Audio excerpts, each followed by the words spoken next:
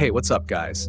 Welcome back to the channel. Today we've got some straight up terrifying stories from r/Let'sNotMeet.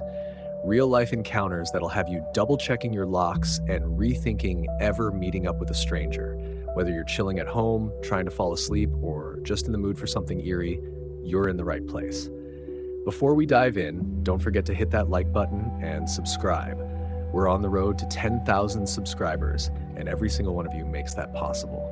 Seriously, I appreciate you all. All right, grab a blanket, maybe turn on a light or two, and let's get into these creepy stories. Psycho former friend from high school planned to kill me because she was insane about a boy. This is a story I have wanted to tell for a long time. Yes, it is very long. It is as long as it needs to be to say what I need to say. I included a teal dar at the bottom. This took place between 1995 and 2002. Everyone has had a bad friend or two. I had an epically bad friend. If it hadn't happened to me, I would never have known that this strange mental disorder was real, or that people could behave this way outside of Lifetime Channel movies. I grew up in northern Indiana. I went to a large high school in the mid-90s, and my senior year I met another student named Hannah who had recently transferred from the main local Catholic high school in the area. That was unusual to transition so late from private to public school. Hannah said she had been expelled because of a fight with another student over some drama about a boy. She said the other girl had made allegations against her and accused her of attacking her. Whatever had happened, the police had been contacted and she had a restraining order placed on her by the other girl. It had forced her expulsion, and that was how I came to meet her.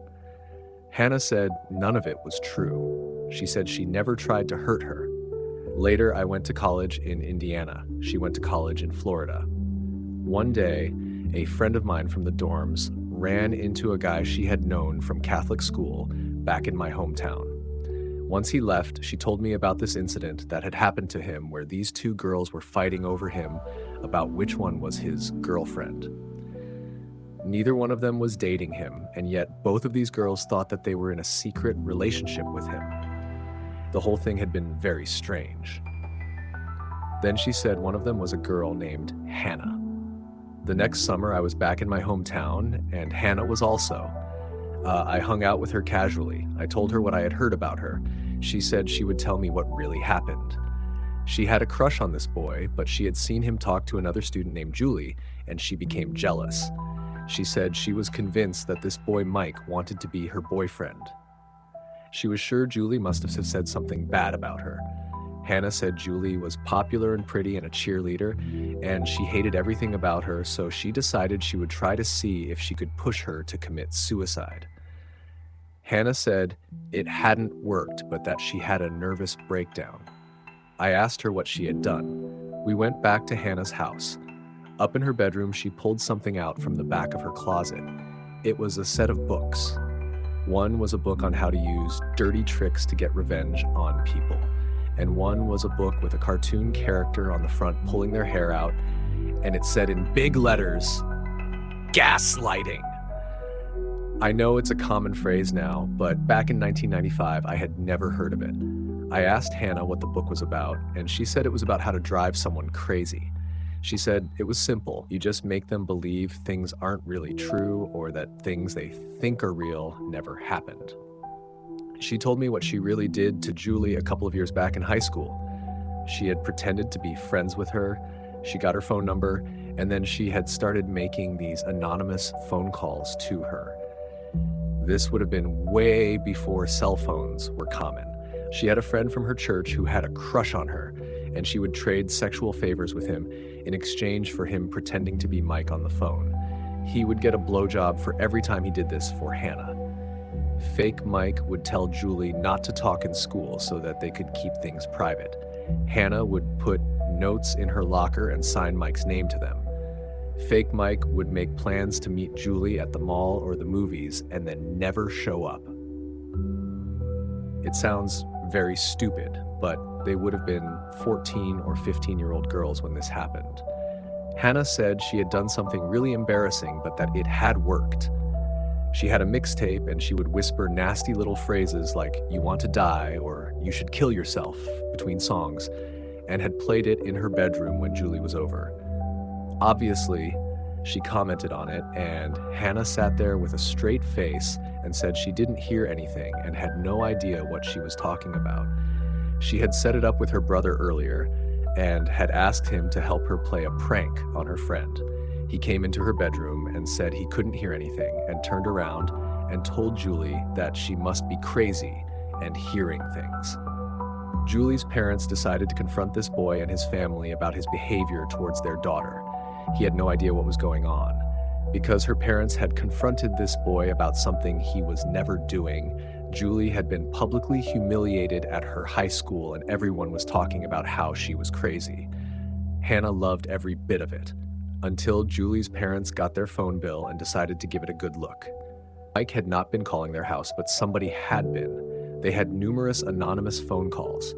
They checked it out and found out they were all coming from Hannah's home phone number. Julie confronted Hannah about it at school, and that was when something violent happened between the two of them in the stairwell. Julie said Hannah had started screaming at her that Mike was her secret boyfriend. Hannah was very angry about that. She said Julie made that part up to try to get back at her and embarrass her for what she had done. She said Julie was exaggerating about what happened in the stairwell and it had been an accident. She said she never tried to push her over the railing. She had merely bumped into her. Hannah wasn't embarrassed about it. She was proud of it. The only thing that upset her was that she had been caught. But she said that most of the people at her Catholic school still thought that Julie was crazy, so she considered it something of a victory. Hannah didn't have anything to say in her defense. It's just that when she liked a boy, she would do anything to be with them. That summer, Hannah started dating a guy named Derek. Every time I saw her, she told me tales about their wild and crazy sex life and how much he was in love with her. Hannah said it was a secret affair and they were sneaking around behind his girlfriend's back. We saw him once at a party and he screamed at Hannah to stay away from him and leave him and his girl alone. Someone had been making strange anonymous phone calls to him and his girlfriend. He paid to have the number traced back and found out it was Hannah. Hannah admitted that she had been trying to break them up because he was taking too long to do it himself, but that she had overplayed it and now he was angry and had broken things off with her. She was depressed after Derek, so I took her out to a bar. Hannah started flirting with this much older guy in his 40s who was sitting by himself. She had recently purchased a cell phone. This would have been in 96 or 97 when they were still kind of new and novel. The next thing I knew, she has this phone out and I thought she was giving this old guy her phone number. Instead, he asked her what she wanted him to say. She typed a phone number in, handed the guy her phone, and he made disgusting comments to whoever answered about how he was having sex with this guy's girlfriend and commenting on what a whore she was. He hung up and started laughing and handed the phone back to Hannah. Hannah gave him a $20 bill and said the girl was a bitch and deserved it for stealing her boyfriend. She was paying complete strangers to anonymously call people she hated on her cell phone and recite some prearranged script to spread rumors about them. I ran into a mutual friend later in the summer and mentioned that Derek had broken things off with Hannah. She gave me a very funny look and said that maybe there had never been any relationship to break off. A year later, we were both temporarily living back with our parents and sort of adrift.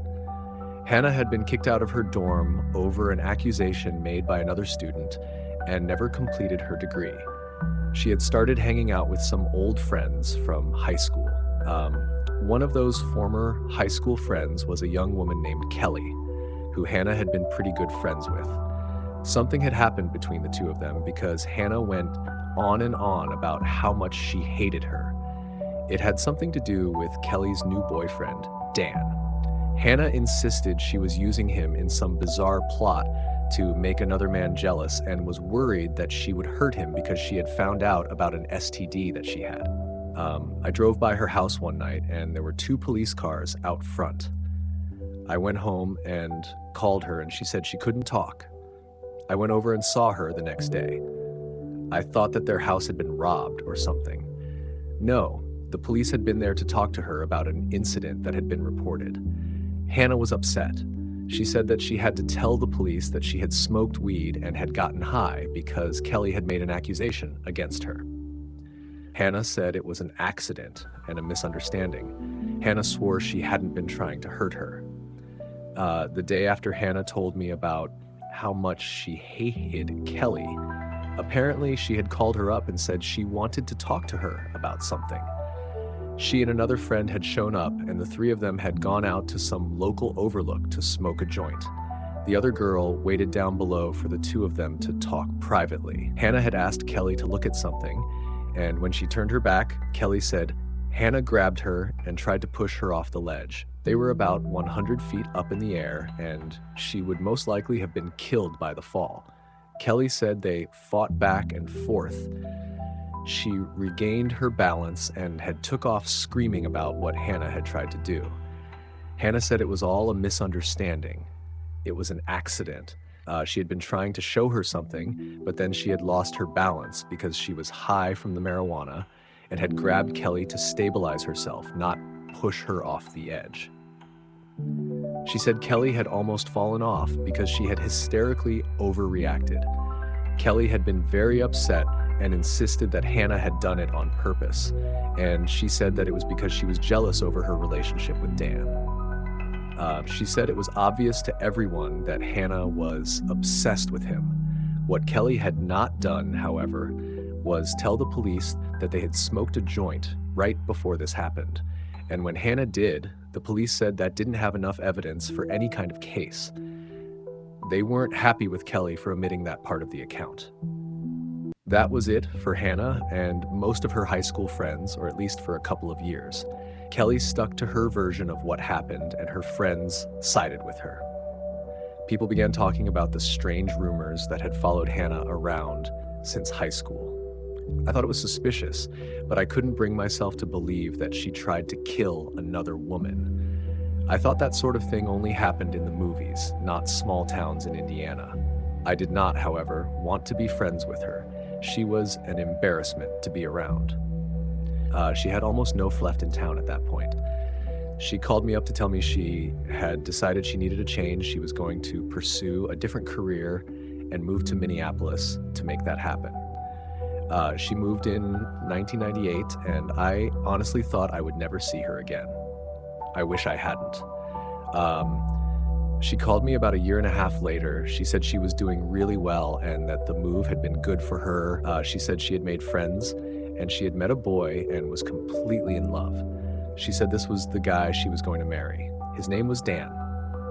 And she told me that he was the guy that had gotten her interested in punk rock and heroin. I kind of paused when she said that. I wasn't any kind of angel in my 20s, but I never even dabbled in hard stuff like that, and it didn't sound very good. Hannah insisted it wasn't a habit. She said it was amazing and easy to control as long as you were careful. This was a complete change in lifestyle and scene.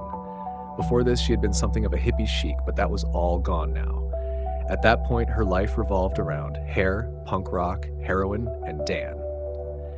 She wanted to come back for a visit. We went to the mall and she stopped at a kiosk and said she wanted to buy a cell phone. She lived 8 hours away in a completely different state with a completely different area code. We got into a small argument about it. Back in 2000, cell phones were purchased and billed from your local area code, and you paid through the nose if you were roaming. Hannah said to just drop it because she had done her research and it would be fine. She bought the phone and listed her boyfriend Dan as the main user on the registration. She left, and I noticed she had left her curling iron behind, and I thought I would surprise her by calling her new cell phone. She had set it up at my house, and I got the number from the caller ID. No one picked up. Instead, it went to an answering machine for Dan. Veer, the same Dan that had been dating Kelly years earlier, and the same Dan that Hannah had been accused of being obsessed with. There was no doubt about who it was. I hung up and I wondered why she had lied to me about who her boyfriend really was. A couple of minutes later, Hannah called me back on her original cell phone. She played it off as a coincidence that I had just called that other number. She said she had run into hometown Dan and his friends, and he had lost his phone, so Hannah had done him a favor and given him the one she had just purchased. I said how strange it was that she would buy a phone for her boyfriend Dan, only to run into someone else with the same name and give it away instead. Dan's real name is very common, probably one of the most common names for men of my generation, and Hannah joked about how many different people she knew with that same exact name. A couple of months later, she called. She wanted to visit again in the summer. No matter what she said about being in control of the heroin use, it was very obvious that it had become a full-fledged habit. Things had taken a turn in her life. Her boyfriend Dan had moved to Chicago. Hannah said that he was still in love with her and they were still together, but that something had happened with his ex-girlfriend, and they were taking a break and only seeing one another privately. Hannah said he was trying to protect her. According to Hannah, his ex-girlfriend had refused to accept their breakup and had been stalking Dan for months. It was one of the reasons he had moved. She had taken an overdose of heroin and had tried to commit suicide when she found out that Hannah and Dan were together. That was the reason that they had decided that they had to keep their relationship secret. That was why Hannah was really in town. He was going to be coming later to join her, and they had set up a get-together. I wanted to meet him, but Hannah said he wouldn't act like her boyfriend when other people were around. I started to question her. She got angry and said she wouldn't let me meet him because I wouldn't understand their relationship. We got into a fight. I ordered her out of my house and made it clear that I wanted nothing to do with her. Her mother called me about a year later. She said that Hannah was living with them in Atlanta because something very bad had happened in Minneapolis. Hannah didn't have any friends left. Her mother straight up begged me to please forgive so she could have someone to talk to. She said Hannah had spent 3 months in rehab and was off the heroin, but emotionally not doing well. She said she had to make a trip back to Minneapolis to take care of some things and pick up some of her stuff. Her mother was worried that being back there and around her old friends would trigger her to want to use again. She said it was very important that Hannah not relapse. If she did, the consequences would be severe. She wanted me to go with her. I said I would. Hannah wouldn't tell me what happened. She just said that someone had almost died and it had been an accident, but it had still been her fault. She drove into town to pick me up for our trip up to Minneapolis, but said we had to stop somewhere first. We went to the old bar downtown that we used to hang out in when she had lived in town. She said she had to meet someone. Some young woman walked in and Hannah walked over to her and hugged her and started crying. She was apologizing all over the place and kept telling her she needed her to realize that it had been an accident. The woman said she forgave her, but that her life had been difficult since what happened, and she could not have anything to do with Hannah anymore and could no longer be friends with her. Hannah asked if she had ever spoken to her ex-boyfriend and had a chance to work things out with him. She said no, he was mad at her and he refused to talk to her. Hannah said he had a new cell phone and she gave her the number just in case she changed her mind and wanted to get a hold of him. She left. I was sitting there totally confused by what I had just witnessed. I was really uncomfortable with what I had heard. I asked Hannah if the ex-boyfriend she was talking about was hometown Dan. She said no, someone else that I had never met. Hannah said she and her Dan had broken up because he was still using heroin, and she said it was too painful to talk about him. She said it was so painful that when we got to Minneapolis to please not bring him up. She said her friends knew not to mention him around her, and she asked me not to also. We got to Minneapolis, and the young woman we were staying with turned out to be one of Hannah's former roommates. That is when I found out what had really happened and what Hannah had been refusing to talk about. It turned out that girl from the bar had been the other roommate, the one that had almost died because of something that Hannah did. We settled in and Hannah said that she could explain what happened a year ago. A year ago. That was the first time I realized that this had happened much longer in the past than I thought. The former roommate said that she was happy that Hannah was clean, but she needed her to explain why she had tried to kill the other girl. Those were her words. She wasn't calling it an accident. She said she was there, she saw it, and Hannah had done that to her on purpose, and she wanted to know why. This is what she described. Hannah had a friend from Indiana that had broken up with her boyfriend Dan after Hannah had told her that she found out he was cheating on her and had gotten another woman pregnant. Hannah invited her to live with her up in Minneapolis to get away from him and start over. She had no idea that Hannah was a heroin user. She did not like Minneapolis. She had experienced a run of bad luck the couple of weeks she had been there, and even though Hannah kept trying to convince her to stick it out to see if she would like it, she had decided she was going to leave and go back home. She regretted her breakup with Dan. She wanted to talk to him and see if they could work through it. They had been together for almost 2 years. She was worried because she had lost touch with him.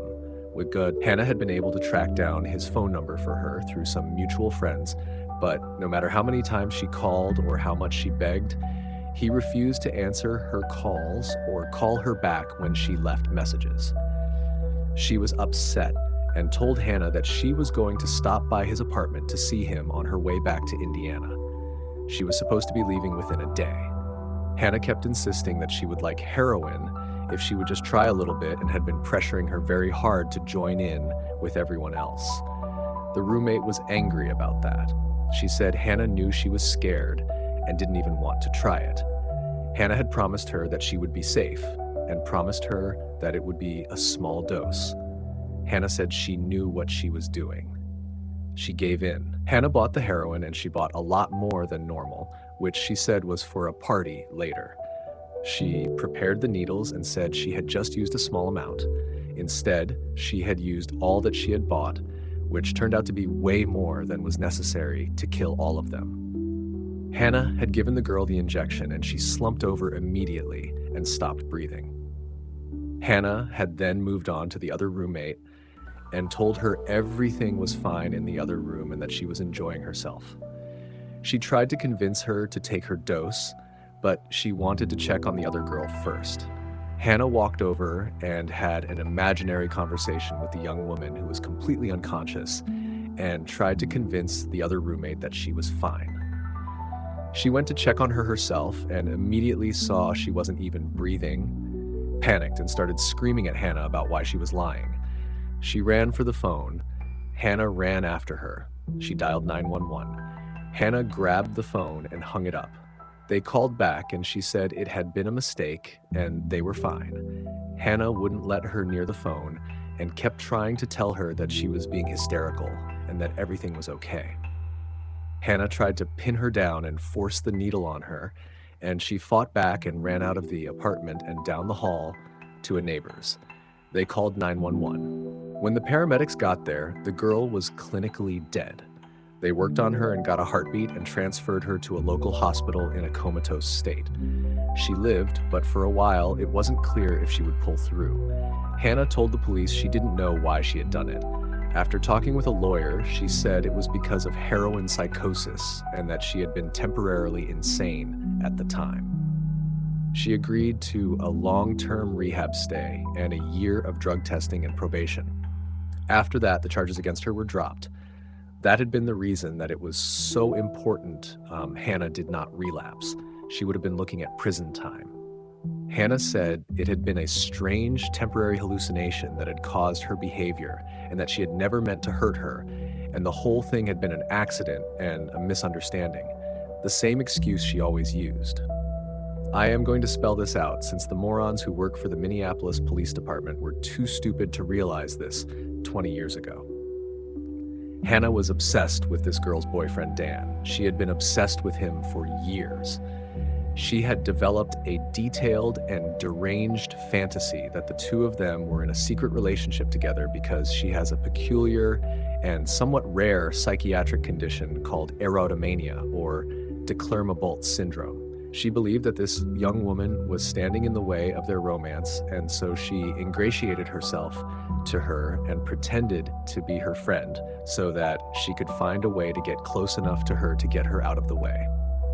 She successfully managed to spread rumors and interfere in their relationship enough that the two of them broke up, and then Hannah invited this young woman to Minneapolis to isolate her from her other friends and control what information she had access to.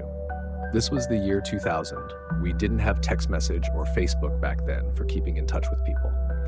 She lulled her into a false sense of friendship and security so she could manipulate her and get close enough to her to hurt her. When she realized she was still in love with Dan and wanted to talk to him, Hannah realized that she would eventually find out that the rumors she had been told were not true and that Hannah was the source. She purchased a cell phone in Indiana and made a recording of Dan's answering machine message so that she could impersonate him on the phone, and so the young woman would believe she was in contact with him. She never knew that Dan never received the messages. Hannah was using that to spy on her. When she said she was going to go back home and show up and see if Dan would talk to her in person, Hannah knew that meant she would find out she had given her a fake phone number and that she had gone to extreme lengths to prevent her from speaking to him. And it would have been obvious why. She tried to talk her into trying heroin because she planned on killing her and her other roommate, because that would be a good way to make her to be an accident. Hannah was about to have her obsessions with Dan, her delusional beliefs about him, and her bizarre mental disorder exposed. She knew that. She knew for at least a day or more before the incident, which is why it is clear that her actions were premeditated, because her motive was. All of this would have been remarkably easy to figure out if the police had contacted Dan and if they had taken a look at Hannah's phone records. Phone harassment has always been her favorite hobby. Instead, they treated it just like the other 999 overdoses they have to respond to every month and gave Hannah the old rehab or prison option. Since her family could afford a lawyer and a 3-month rehab stay, that was the option she took. The police never investigated her for anything, never contacted the man Dan at the center of this, and never took any serious look into her background. It wasn't an accident, it was an attempted murder, and a pretty easy one to prove at that. Instead, the police totally dropped the ball, and because of their incompetence, she was allowed to completely get away with it. By the way, just in case any idiots who work for the Minneapolis Police Department ever read this, there is no statute of limitations on first-degree attempted murder. At the time, I didn't know any of this. I was trying to act as a support system for a former friend who was suicidal on the cusp of a heroin relapse. I was suspicious, but anytime I asked Hannah questions, she just said it was too painful to talk about, or would guilt-trip me about not respecting her boundaries. She had sworn to me that this young woman had never been in any relationship with the Dan from our hometown that she had known years earlier. I returned to Indiana, and Hannah returned to her parents in Atlanta, and I didn't talk to her for a while. She called later and wanted to visit her old hometown again. Once again, I let her stay with me. We ran into Dan. He had moved to Chicago, but just happened to be back in town that weekend. I hadn't seen him in years. Hannah had contacted him to get together. She spent the whole afternoon trying to pull him aside to talk to him, but instead he made it clear that he had only shown up because he wanted to see me. He had broken up with Kelly years earlier, but I thought he had a long-term girlfriend since then. Dan said she had left him a year ago and just disappeared. He had called her repeatedly, but she had completely cut him off. He was nice to me. He was handsome, he was a lot of fun to be around, and he asked me out. We made plans to meet up the next day. I saw him at a bar, and he turned around and walked out the door and wouldn't even look at me. I was upset and confused. Hannah was super sympathetic. She apologized for not telling me what he was like and said he had this weird thing with lying to girls and playing with their emotions by pretending to like them. It wasn't like I had never been lied to by a boy before, but this felt strange. A week later, my student loan came through and I decided to go back to college and finish my degree. I moved a couple hours away. The first person that called me was Hannah. Once again, she wanted to come visit me. She insisted that she had gone out and got me a surprise, and she needed to give it to me in person. She said she had something really important to talk to me about, and she said that it would sound weird, but she asked me to promise her that I wouldn't tell anyone she was coming to see me.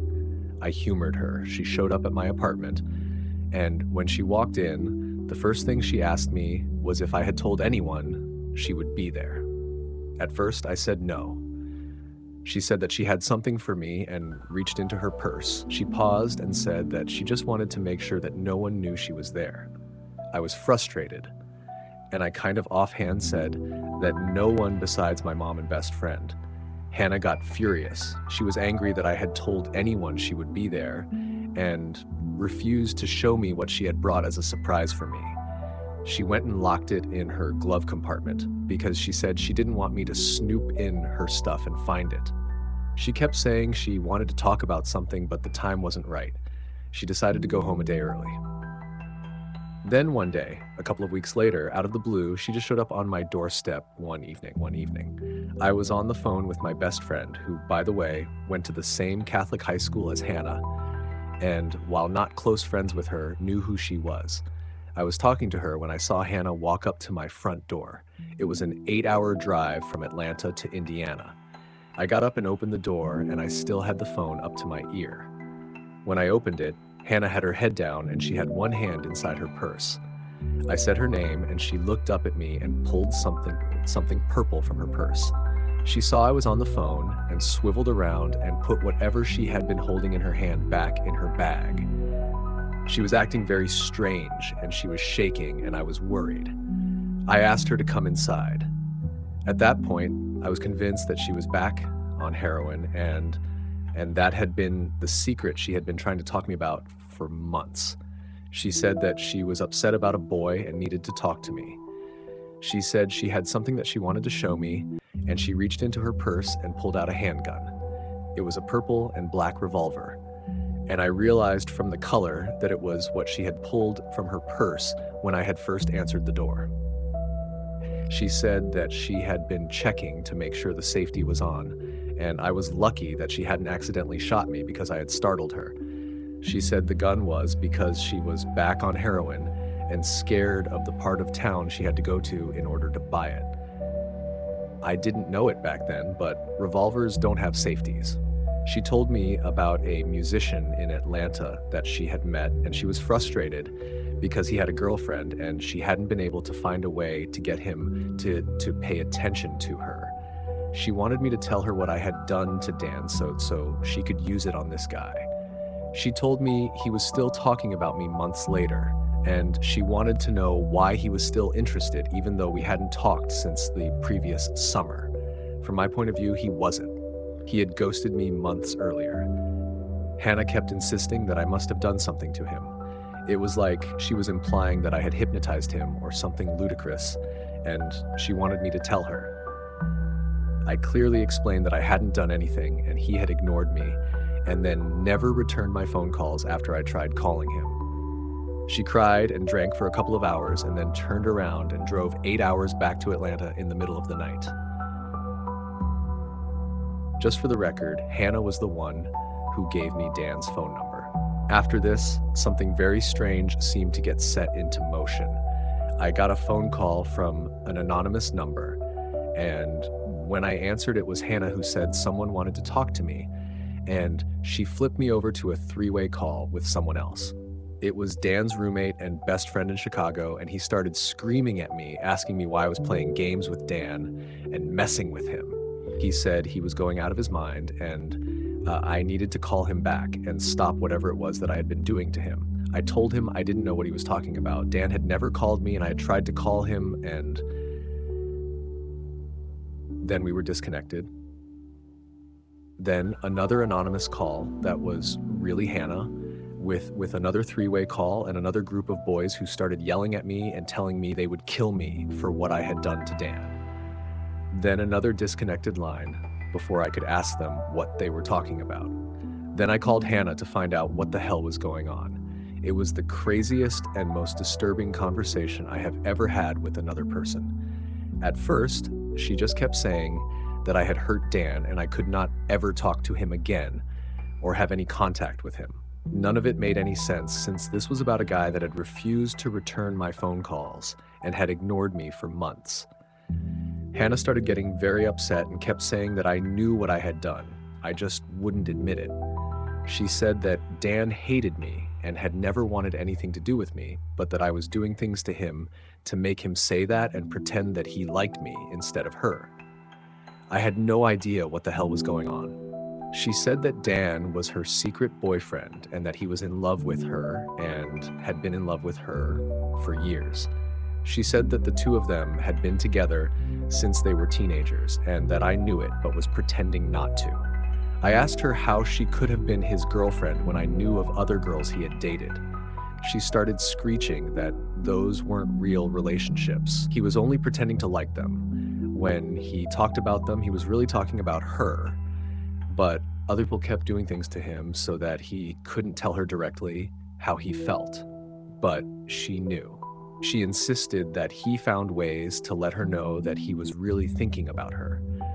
She said that all of his friends respected their privacy, which was why they would play along when he pretended he was dating other people. She kept insisting he was in love with her and no one else. She said she was sick of people pretending to be her friend and then stabbing her in the back by going after her boyfriend. And she said she would not put up with anyone coming between them, and she would not let anyone hurt him. She said I was forcing him to forget how he really felt and that it had hurt him not to be with her, and she wouldn't let me hurt him. I realized that she wasn't making any sense and that she was totally psychotic. I told her to never contact me again, and I hung up. All I could think about was how she had pulled a gun out of her purse the last time she had shown up at my apartment by surprise. She had given a fatal overdose of heroin to another woman and had been accused by another of luring them to a ledge and trying to push her off. The one thing we all had in common was Dan. I called the number I had for Dan. It was disconnected. I thought about that weird situation with the cell phone she had purchased a couple of years earlier. I found that old number in my address book and called it, except this time it wasn't Dan's voice on the answering machine, it was mine. The psycho bitch had made a recording of my voicemail and had put it on a cell phone that she owned. And once I discovered that, pretty much everything fell very clearly into place.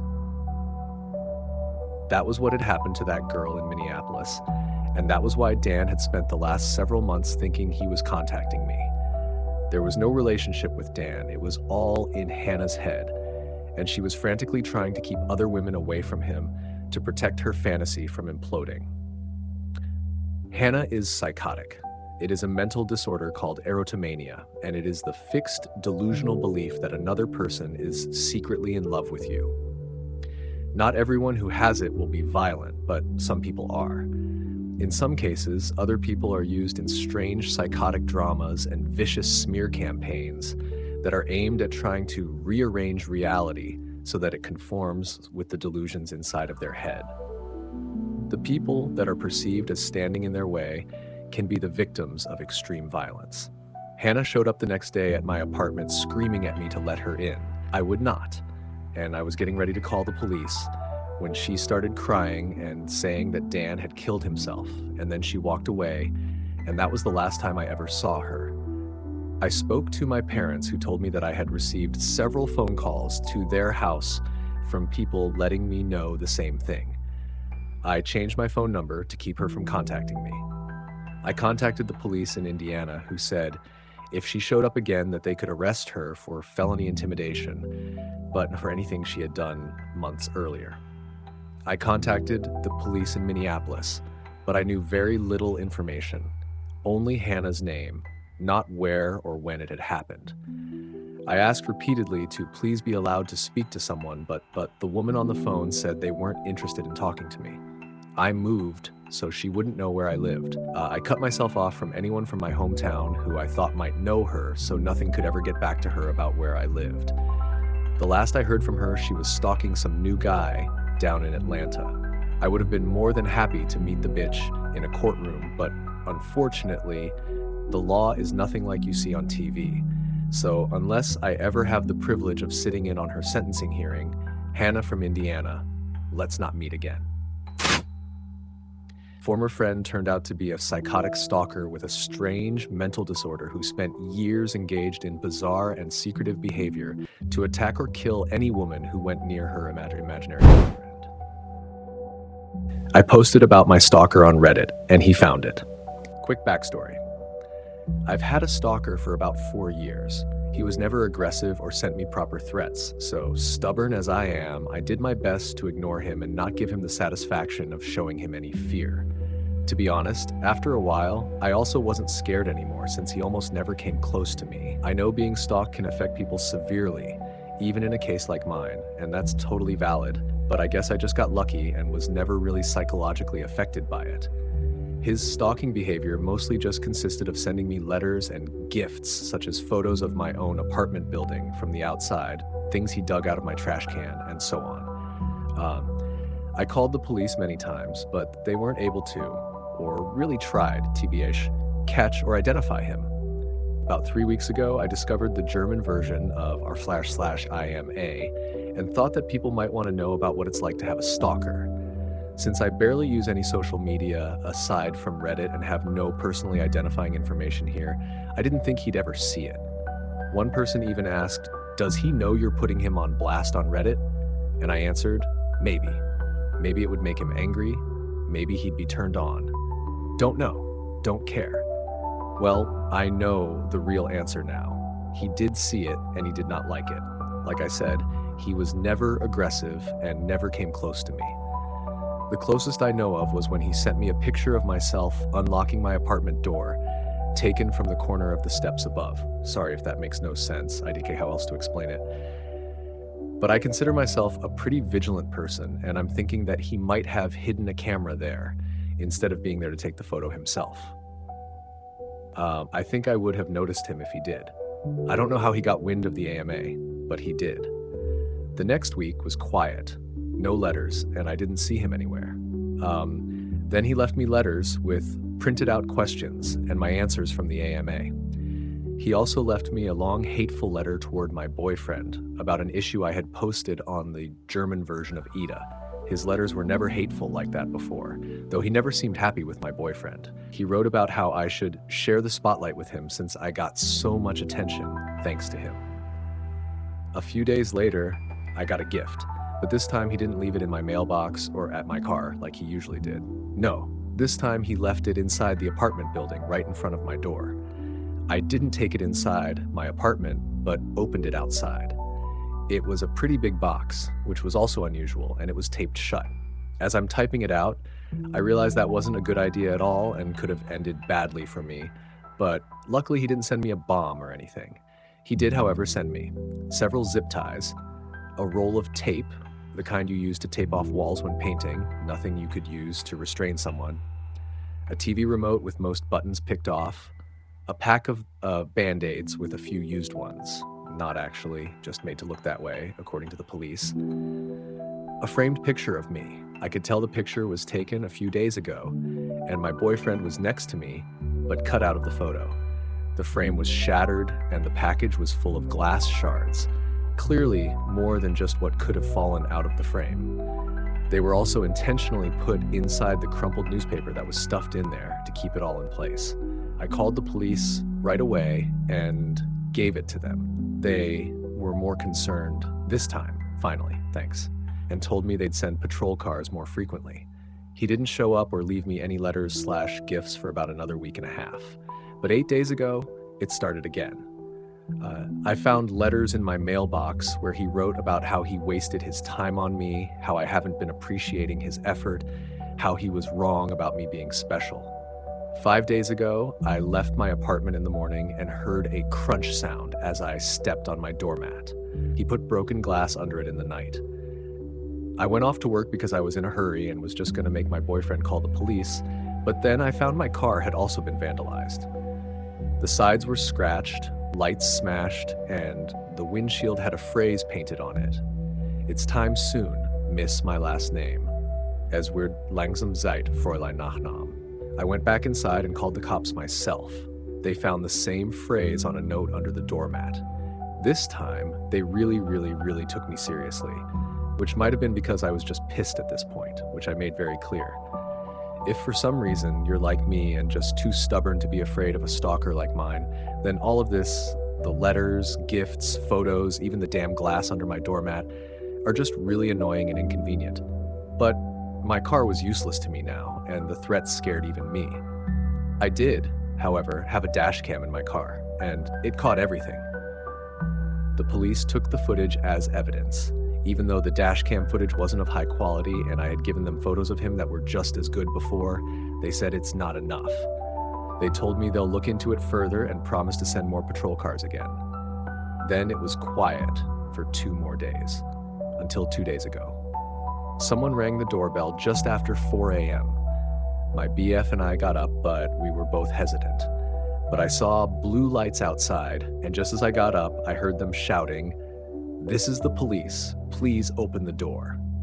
They told us they were called by one of our downstairs neighbors, who came home from his night shift about an hour earlier and heard someone else enter the building after them before the door fell shut. My neighbors know of my situation, and I've asked them to make sure they don't let strangers into the building. This neighbor then went into his own apartment and looked through the peephole. We have motion-activated lights in the stairway, so he waited to see if they turned back on. They did. Then he saw a middle-aged man walk upstairs. Above this neighbor are only me and my boyfriend and a single mom with 3 kids, who probably wouldn't be getting any visitors at 3 a.m. So he called the police. They came and found my stalker 1/2 floor above me on the stairs.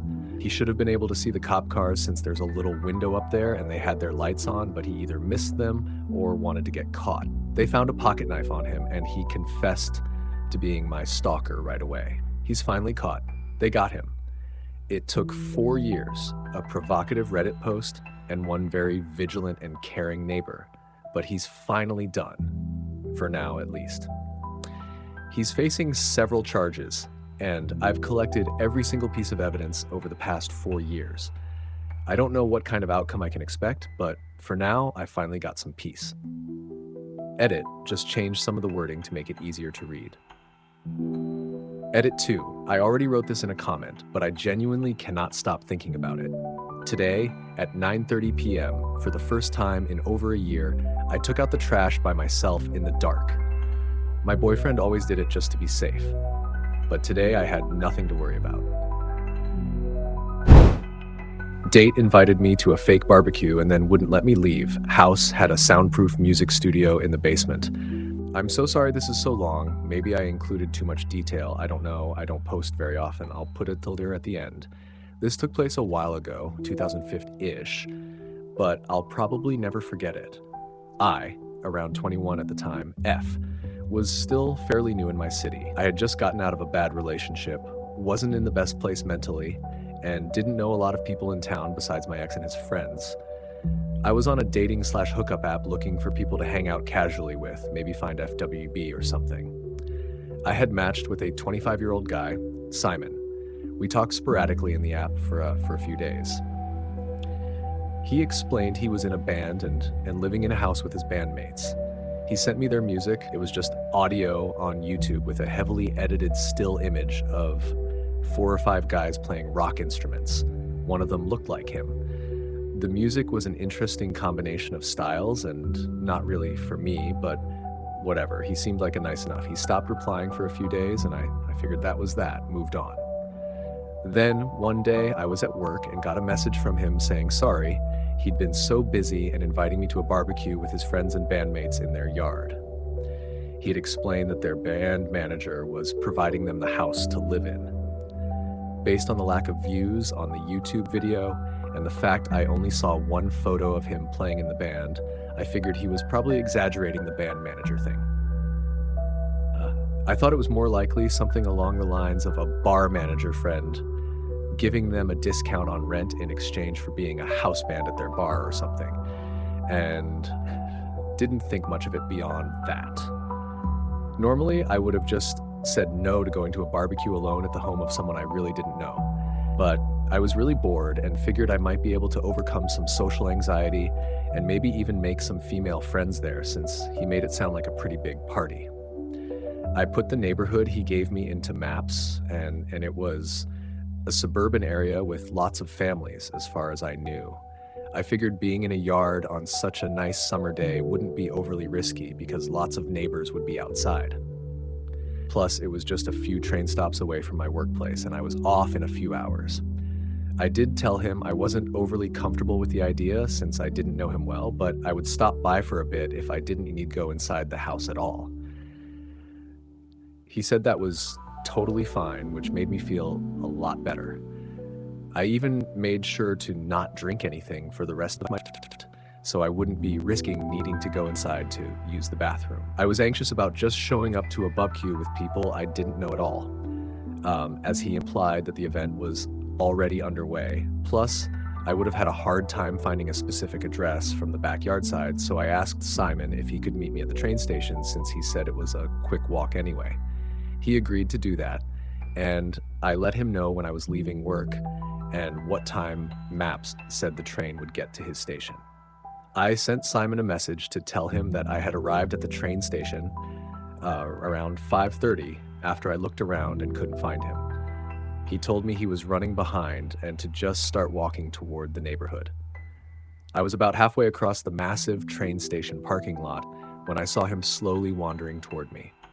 I recognized his clothes, wearing bell-bottoms when they were not common, especially for men, and long hair from far away, but up close his face looked pretty different from his photos. It might have been some heavy-duty editing, I don't even know, but he kind of looked like a different guy. Older looking than the 25-year-old guy in the photos by 5 to 10 years. Maybe used photos of his brother or something, I don't even know. It was before AI. This was the first real red flag, but I brushed it off. Maybe he's just self-conscious. Maybe he smokes a lot and doesn't wear sunscreen and hasn't taken pictures in a while. All of his pictures looked candid, so I figured he wasn't much of a selfie guy. And besides, I'm mostly here to make friends anyway, so I shouldn't judge his appearance so harshly. He was also clearly already drunk, but a lot of my ex's friends were heavy drinkers, so that didn't seem strange. He's hosting a barbecue after all. The second red flag came shortly after when we arrived at the front door. I reminded him that I wasn't comfortable going inside the house, but he assured me we would just have to walk through to get to the backyard. Okay, fine. It wasn't the kind of neighborhood where you could just walk around the house to get to the backyard. We would have had to backtrack to the main road to go down the alley directly to the backyard. I figured he just forgot what I said about not wanting to go inside and didn't want to cause a bunch of trouble, so I went with it. We got in the house and he immediately closed the door and locked the deadbolt and knob behind me. I didn't think that was too weird since nobody was hanging out inside, and a lot of people are just in the habit of locking the door when they come in, but it did still give me the heebie-jeebies for some reason. Then Simon then told me he'd really like to give me a tour of the house. I politely declined and reminded him that Elle was just there for the barbecue. He said that he and his bandmates and mates had worked really hard to get the house and he was really proud of it. At that point, I was getting really skeptical because usually when guys would tell me things that seemed a bit far-fetched, they'd let the truth slip by the time they got me to their house. But still, I convinced myself that I was being unreasonable. I was already in the stupid house anyway. He insisted it'd be quick. Not the wisest choice, I know, but I was pretty good at explaining away red flags, so at this point, Simon still mostly had a dopey stoner art guy kind of vibe, as far as I was concerned. He really didn't seem like a threat, just an insecure oddball who sucks at communicating and fibs a bit. Not unlike my ex, who was definitely emotionally and verbally abusive, but it never escalated past that. I figured at worst he'd get handsy and I'd get called a prude for not sleeping with him. I didn't have a lot of self-worth at the time, obviously, so I went with it. The tour started pretty uneventfully. Other than that, the decor in the common areas was obviously chosen by a middle-aged Martha Stewart enthusiast, and not a bunch of guys in a band or their fake band manager. I didn't know if this made me feel better or worse. On one hand, he was clearly lying, but on the other, it made me think it was probably just someone's mom's house, and she was out of town, and he didn't want to tell me he lived at a friend's parents' home and didn't actually have a paying job. Again, total red flag, but I could rationalize it at the time. The bedroom doors were all closed. Bathroom was unremarkable. He then showed me the kitchen, and I finally saw through the window that there was nobody in the backyard. There weren't even barbecue supplies around. No burgers thawing on the counter, no cocktail supplies lying around, nothing. I asked him where everyone was and why he lied about the barbecue, and he told me that his bandmates were on tour still. They were just running behind due to van trouble, but they should be back any minute so we could start the party. I asked him why he wasn't on tour with them if he's in the band. I don't even remember what his answer was to that because it didn't make any sense. At this point, I'm out of mental gymnastics to convince myself that this guy isn't just completely full of shit and I'm really freaked out. Took me long enough. I'm smarter now, don't worry. I started trying to figure out a way to get out of this situation. I hoped that once he was done the tour, we could go outside, even just for a minute, and I'd just leave. I'd been in some sketchy situations in the past, but luckily nothing so bad that they tried very hard to physically stop me when I walked away in a semi-public place. I just wasn't comfortable doing it inside the house. I knew this guy was full of shit, but I had no idea how much worse it would get. I instinctively pretended to believe his bullshit. He offered me a beer. I said no thanks because I had to work in the morning. He said okay and cracked one for himself. Then he wanted to take the tour downstairs. I could see from the top of the stairs that the basement was the dark and creepy kind with really small windows, so I refused. I asked if we could go back outside. He said after the tour. I tried to argue about going into the basement, told him I have a spider phobia, don't like basements, etc. All lies, but anything that wouldn't let him realize that he was what I was afraid of. He started to get agitated about my reluctance. So I figured it would be better to just let him show me the damn basement, and then hopefully we could go outside because I really didn't know what else to do. The basement was fairly unremarkable. Couch, TV, elliptical. Until I noticed something that gave me chills. The house was probably built in the 1990s or late 80s at the absolute earliest. But I saw a door that looked just like the heavy foam-lined door to the cold storage room in my grandma's house. The kind that only opened from the outside. It was just a smaller version of the big metal doors on commercial walk-in fridges. It looked really out of place in this house. I would absolutely not go anywhere near that door. He opened it and told me it was their soundproof music studio. I looked inside from a few meters away. It did indeed look soundproof. It was about the size of a bedroom, and I could see a few guitars and amps in it. Mattress toppers on the walls. No drum kit or recording equipment that I could see. He insisted I go inside to get a better look. He was standing outside the door, motioning for me to go inside. Holy shit, the alarm bells are really going off now. At this point, I realized I could totally die here if I'm not careful, and I turned around to run up the stairs. He closed the door and followed me, asking what's wrong, acting like I'm being all unreasonable for not wanting to see his soundproof music studio. So I'm realizing that this is a way sketchier situation than any of my ex's bullshit, and I'm free-egged right out. At that point, my main objective was getting out of the house. The front and back doors were both closed and locked, so if I tried to run, he'd be able to get to me before I could get the locks open. The bathroom did not have a window. The house had a convoluted floor plan that I wasn't familiar with, and he was much bigger than I am. He was the tall, lanky type who can run fast even if they're out of shape and smoke a pack a day. I pretended that I was okay with hanging out with him in the hopes that he'd chill out a bit. We made small talk for a few minutes. He cracked another beer, and thankfully he calmed down. I desperately mentioned yet again that it was beautiful outside and suggested we go sit in the yard while we wait. He said no and started to get agitated that I wanted to leave already. I told him that I could stay, but I'd just really like to smoke a cigarette. He told me that we could smoke cigarettes inside and pointed to a cereal bowl full of cigarette butts. God damn it. We sat down at the table and lit some cigarettes. As he was smoking, he started rolling a joint, which he promptly lit as soon as his cig was done. He offered me some, and I said no thanks. He insisted, so I took the smallest puff I could. I'm a pretty seasoned weed smoker, but I pretended to cough excessively and told him I'm a novice, so that's more than enough for me. For a liar himself, he thankfully wasn't very good at picking up on the lies of others. After we smoked, he asked if I'd like to watch a movie until his bandmates get back. I told him that I was really looking forward to spending the day outside and suggested we go for a walk or visit the park. Ideas he did not like or appreciate. At this point, I was trying to keep as much distance as possible between us, but he stayed close enough to me that I could smell the beer on his breath. He grabbed me by the waist and I backed away and asked about the barbecue food to try and change the subject and make him think I still believed what he was telling me.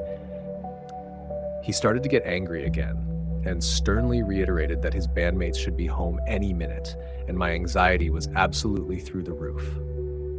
I tried to calm him down again with generic small talk. Now, I don't know how I got so lucky, but the next thing that happened might have saved me. Simon went to the fridge to get another beer and pulled out an empty box. At this point, he's getting even more pissed off than before, so I went out on a limb and suggested we go get some more beer for the party, because I was out of ideas. I was terrified that it would enrage him even more to suggest, once again, that we leave the house, but I had to try. Thankfully, though, his eyes lit up with the possibility that I could actually be down to drink with him, and he agreed. As we were walking to the liquor store, I still didn't really have a plan because I was no longer comfortable just walking away from this fucking menace in this weirdly desolate suburb. But I was extremely relieved to be out of that house. I walked with him to the liquor store, and when we got there, told him I didn't need to go inside if he was just going to go grab some beer. He insisted that I had to go inside. At that point, I was so stressed and frazzled, I just went with him and hoped that a good opportunity to leave would arise. When we got inside the liquor store, he asked what kind of beer I wanted. I reminded him that I had to work tomorrow and didn't want to drink much. He demanded to know what kind of beer I wanted, so I just named the first one that came to mind. We went to pay. The cashier was kind of an asshole, so I didn't ask for help. I probably should have, but I panicked and didn't. I hoped there might be somebody in the parking lot who might help me if I made a scene, but there was nobody. I really regretted not asking the liquor store guy for help, but also remembered the times my ex told people I was crazy so they wouldn't take me seriously. Liquor store guy definitely seemed like he would have fell for that, so probably for the best I didn't expect him to help me. I had one last idea before I took my chances, just trying to run and or scream. There was a drugstore across from the liquor store. I told Simon I had to go buy a toothbrush or some shit that vaguely implied I might stay over. He eagerly agreed to this but tried to follow me into the store. I told him that you're not allowed to bring beer into a drugstore. I don't know if that's even true. I really doubt it's any kind of law. But luckily, this drunk douchebag believed it and agreed to wait outside. Now, my naive ass thought maybe I could just wander around in this drugstore for long enough and he would either get the hint or get sketched out or bored and leave. But no, I must have wandered around the store for at least half an hour and this jackass is still just standing there staring in the window. This creep didn't even have his phone out. Every time I checked if he was still there, he was just staring through the window looking for me. I didn't feel like I had anybody I could call in the city to come help me. The cops here don't usually take things like this very seriously, and the store workers looked like they were mostly high school students, and I didn't want to drag them into this, so I really didn't feel like I had a lot of options. After being there for so long, I was surprised he didn't come in to see what was taking me so long. I thought maybe I could lose him in the aisles and sneak out of the store if he did come in, but nope. I ended up hovering around the tills and waited until a big group of friendly-looking people were paying. I followed them out of the store and immediately told Simon to leave me alone and go home. I said it firmly and loudly enough to imply that I would make a scene if need be. Simon looked at the people getting in their car, who were now pausing and looking at us because I had nearly yelled at him, and then he just turned around and left. It was bizarrely anticlimactic, which I was very thankful for. I ran to the train station, which thankfully was in a different direction than his house from the store, and I never heard from him again. When I got home, his app profile had either blocked me or been deleted.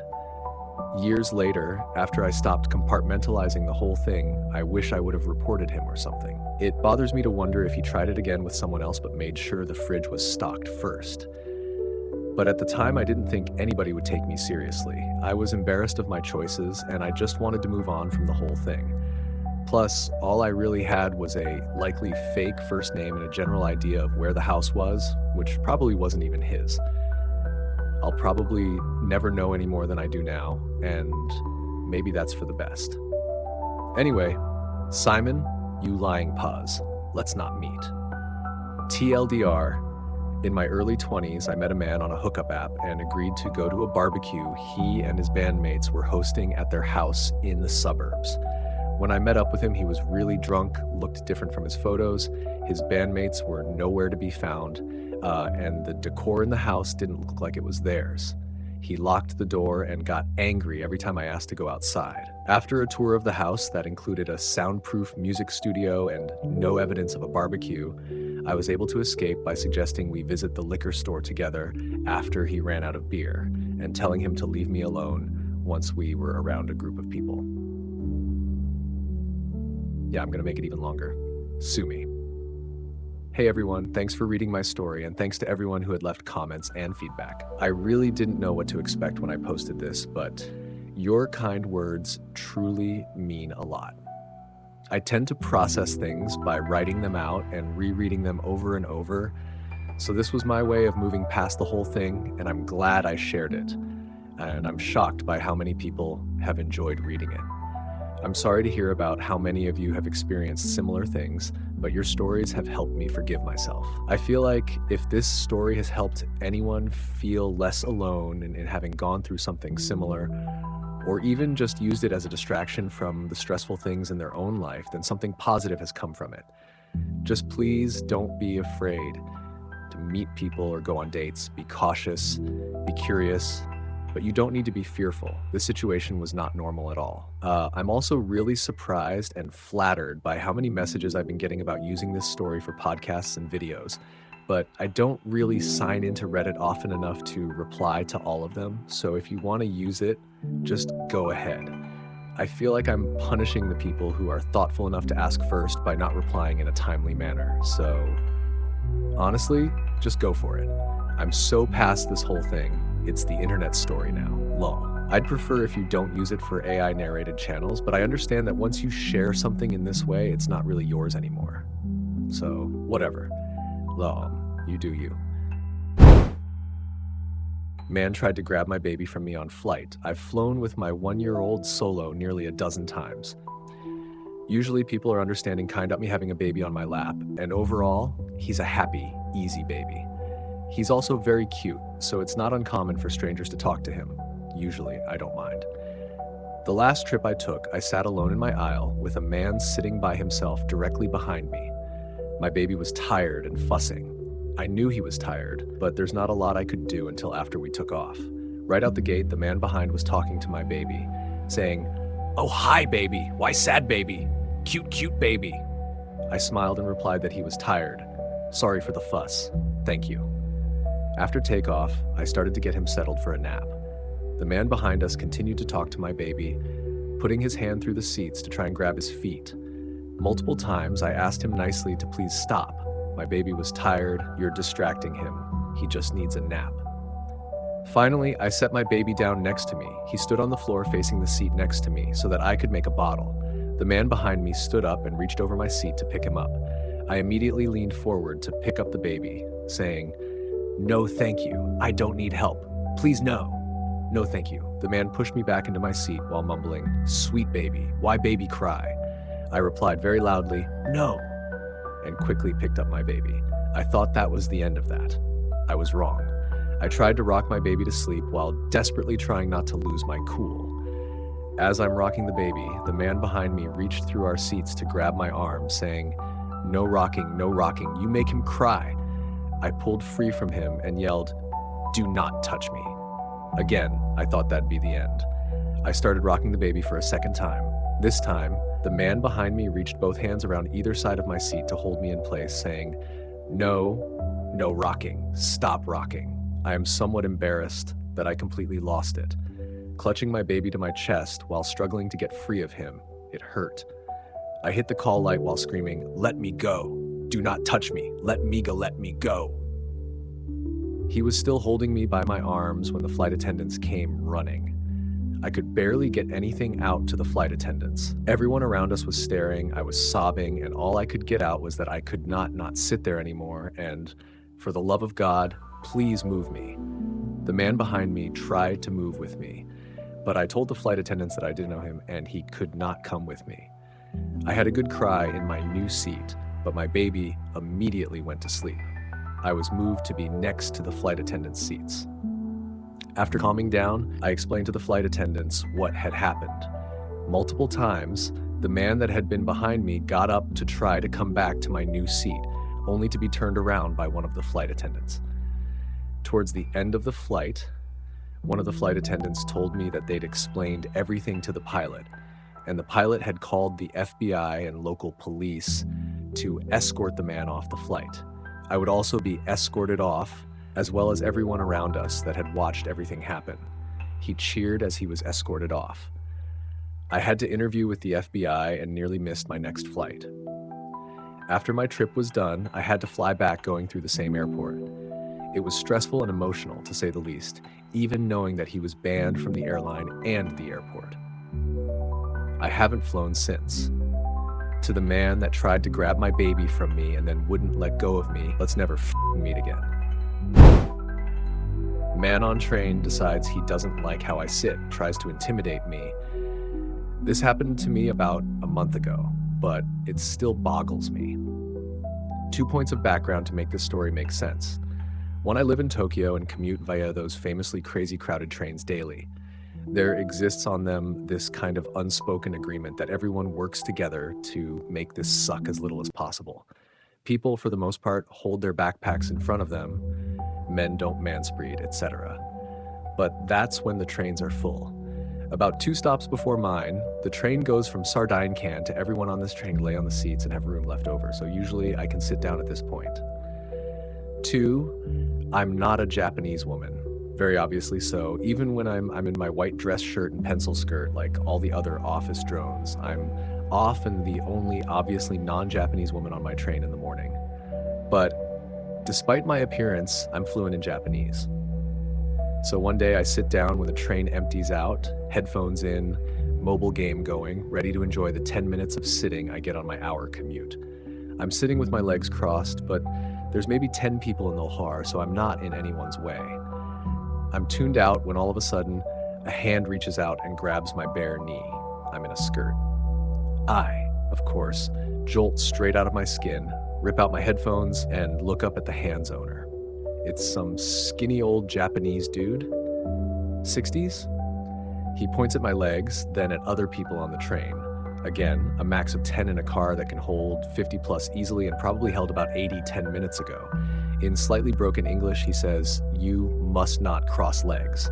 I'm so bewildered by this, I start to tell him in Japanese, the train isn't crowded right now, I'm not in anyone's way. But he doesn't like this answer.